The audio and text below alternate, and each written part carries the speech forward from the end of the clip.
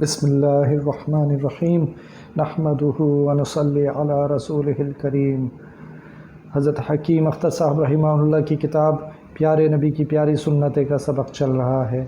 یاد رہے کہ اس کتاب کا مقصد اللہ سبحانہ و تعالی کی محبت کا حصول ہے، اور خود اللہ سبحانہ و تعالی نے قرآن شریف میں سورہ آل عمران کی آیت نمبر 31 میں رسول اللہ صلی اللہ علیہ وسلم کو خطاب کر کے فرمایا کہ آپ ان سے کہہ دیجئے، یعنی اپنے صحابہ سے کہہ دیجئے کہ اگر تم اللہ سے محبت کرتے ہو تو میری پیروی کرو تو اللہ تعالیٰ تم سے محبت کریں گے۔ یعنی اللہ کی محبت رسول اللہ صلی اللہ علیہ وسلم کی پیروی کے ذریعے حاصل ہو سکتی ہے۔ چنانچہ اس کتاب میں رسول اللہ صلی اللہ علیہ وسلم کی صبح سے رات تک کی سنتیں جمع کی گئی ہیں۔ اگر ہم ان سنتوں پر عمل کریں گے تو انشاءاللہ اللہ سبحانہ و تعالی کی محبت، ان کی قربت ہمیں حاصل ہو جائے گی۔ آج کا سبق لباس کی سنتیں۔ نمبر 1، حضور صلی اللہ علیہ وسلم کو سفید رنگ کا کپڑا پسند تھا۔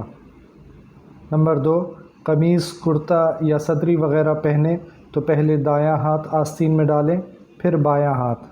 اسی طرح پاجامہ اور شلوار کے لیے پہلے دایاں پاؤں پھر بایاں پاؤں۔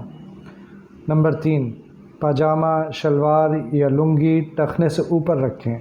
ٹخنے سے نیچے لٹکانے سے اللہ تعالیٰ ناراض ہوتے ہیں۔ نبی کریم صلی اللہ علیہ وسلم نے فرمایا، تہہ بند ٹخنے سے نیچے لٹکانے والے پر اللہ تعالیٰ نظر رحمت نہیں فرمائے گا۔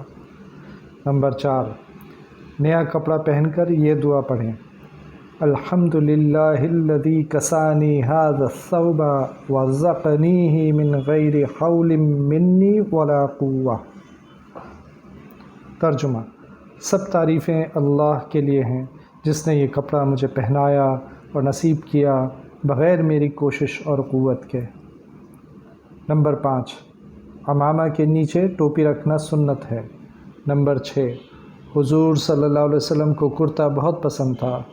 نمبر 7، سیاہ صافہ باندھنا مسنون ہے، شملہ چھوڑنا بھی مسنون ہے۔ نمبر 8، ٹوپی پہننا سنت ہے۔ نمبر 9، قمیص یا کرتا وغیرہ اتارنا ہو تو پہلے بایاں ہاتھ آستین سے نکالیں، پھر دایاں ہاتھ۔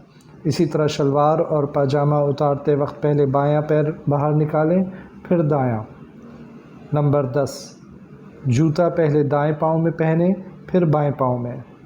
نمبر 11، اتارتے وقت پہلے بائیں پاؤں سے اتاریں اور پھر دائیں پاؤں سے۔